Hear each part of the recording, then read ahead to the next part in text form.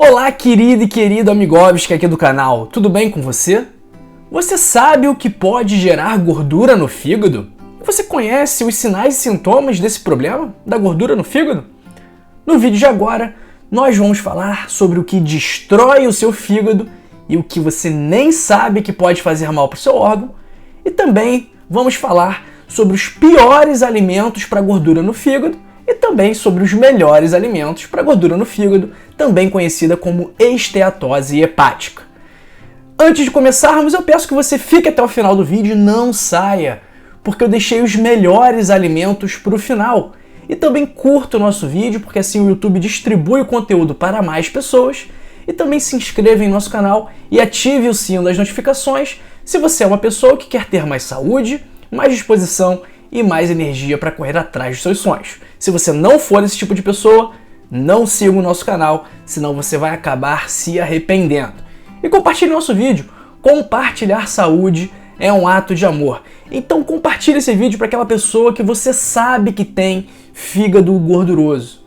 E me conta, você conhece alguém que tem gordura no fígado? Você tem gordura no fígado? Compartilhe sua história conosco. E também me conte de que parte do Brasil ou do mundo você me assiste agora. Eu quero te conhecer melhor. Pessoal, antes de mais nada, precisamos entender o que é o fígado, que é o maior órgão do nosso corpo, responsável pelo metabolismo de substâncias, detoxificação do organismo e também excreção de substâncias tóxicas. E ele é localizado aqui na parte direita do nosso abdômen, embaixo aqui da nossa costela, e é o único órgão do nosso corpo que é capaz de se regenerar. Então tem aquela história muito famosa da mitologia grega do Prometeu acorrentado, que ele foi punido pelos deuses, e aí a punição que ele sofria pelos deuses é que todo dia ia lá uma ave e comia um pedaço do fígado dele, só que esse pedaço comia num dia, e aí no dia seguinte o fígado dele já se regenerava, e a ave todos os dias ia lá comer um pedaço do fígado dele. Isso mostra que desde aquela época nós já tínhamos, os humanos, já tinham uma certa noção de que o fígado se regenerava, e ele também participa da síntese de albumina, da síntese de bile e também da síntese de fatores da coagulação, sendo dessa forma importante para diversas funções do nosso organismo. E o que é a gordura no fígado ou a esteatose hepática? Ela nada mais é do que o acúmulo excessivo de gordura nas células do fígado. Então, pequenas quantidades de gordura são normais. E a gente começa a considerar esteatose quando a gordura ultrapassa 5 a 10% do peso total do fígado. E, infelizmente, os casos vêm aumentando muito, principalmente por conta de um estilo de vida ruim, nos quais a pessoa não se alimenta bem, ingere muitos alimentos ultraprocessados, não faz atividade física, fuma, bebe muito, vive estressada, não dorme direito. Então tudo isso contribui para o acúmulo de gordura no fígado. E quais são as causas de esteatose hepática? O álcool, alguns medicamentos e também a síndrome metabólica, que está intimamente ligada ao estilo de vida. Então a pessoa que não tem um estilo de vida saudável, ela muito provavelmente vai desenvolver síndrome metabólica em alguma parte da sua vida. Ou seja, ela vai estar acima do peso, vai estar com a pressão alta, vai estar com a glicemia aumentada, vai estar com o colesterol aumentado, os triglicerídeos, o lipidograma.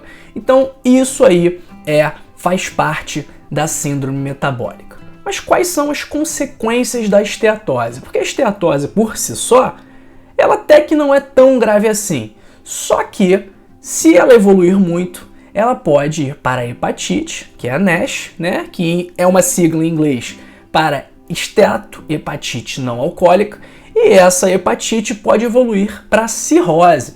Então existem casos de pessoas que tiveram cirrose por conta da evolução da esteatose hepática. E por isso é muito importante reverter esse problema o mais rápido possível para evitar que ele se agrave com o desenvolvimento da doença.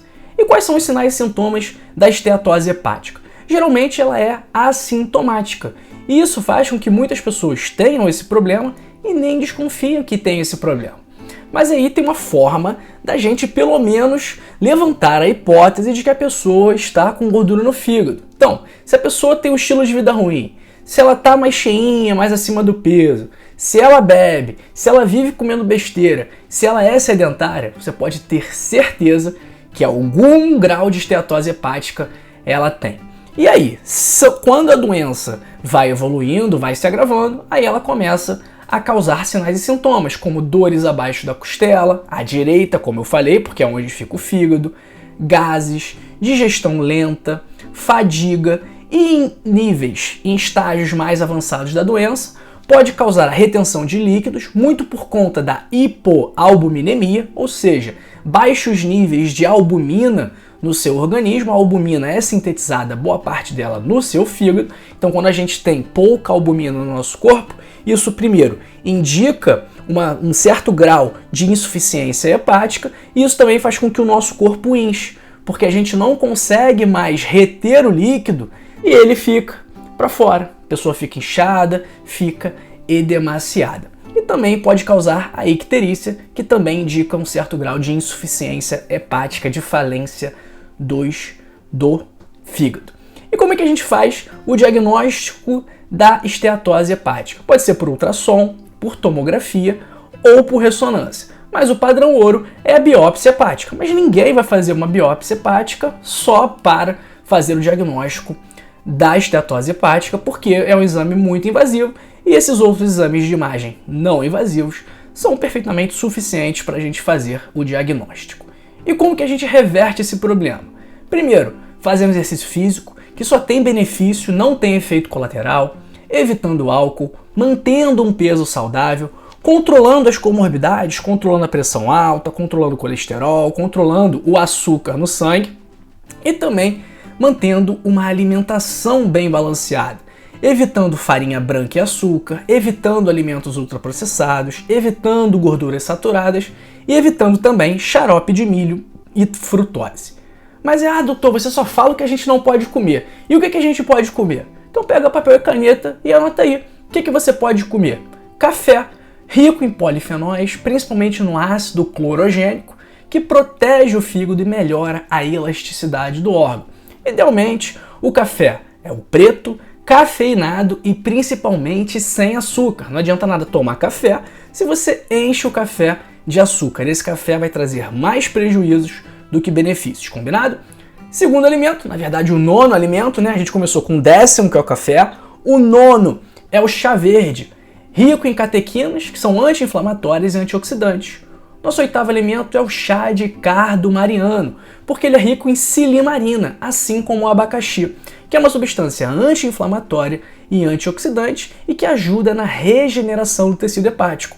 Por isso aquele pessoal que toma bomba, depois que toma bomba, sempre toma também a silimarina para, de certa forma, corrigir aí os danos que o anabolizante causou no fígado da pessoa. 7º alimento são os carboidratos integrais, porque eles são ricos em fibras. Então aquele papo que o pessoal diz, não, tanto faz o arroz integral e o arroz branco, tanto faz o pão integral ou o pão branco, tanto faz o macarrão integral e o macarrão branco. Pessoal, não é tanto faz, porque o integral tem mais fibra, tem mais nutrientes, tem mais antioxidante, tem mais substâncias anti-inflamatórias, ao contrário do branco. Então, do ponto de vista calórico, realmente não faz tanta diferença assim. Mas do ponto de vista não calórico, com as outras variáveis que nós avaliamos, aí faz bastante diferença, combinado? Então, sempre dê preferência ao integral, mesmo que não haja grande diferença do ponto de vista calórico. 6º alimento é o abacate, riquíssimo em gorduras saudáveis e fibras solúveis, que melhora a absorção dos carboidratos. 5º alimento são as frutas cítricas, laranja, limão, acerola, e dê sempre preferência à fruta in natura, e não ao suco, ou à geleia, ou algum doce da fruta. O ideal é sempre a fruta in natura. Nosso 4º alimento são as nozes e castanhas, ricas em fibras e minerais, ômega 3, com substâncias anti-inflamatórias. Mas cuidado, como elas são muito calóricas, é bom maneirar no consumo. Nosso 3º alimento são os vegetais crucíferos, brócolis, couve-flor, repolho, rabanete, que são ricos em nutrientes, ricos em fibras e também pouco calóricos. Segundo alimento são as carnes brancas, então dar preferência ao peixe e às aves em relação à carne vermelha, porque elas geralmente são menos gordurosas. Obviamente, uma sobrecoxa de frango ou uma coxa de frango cheia de pele é mais gordurosa do que um corte magro de carne bovina. Isso é óbvio, pessoal. E por último, o nosso super alimento para o fígado, que é a alcachofra, porque de certa forma ela concentra várias propriedades que a gente conversou aqui em apenas um alimento.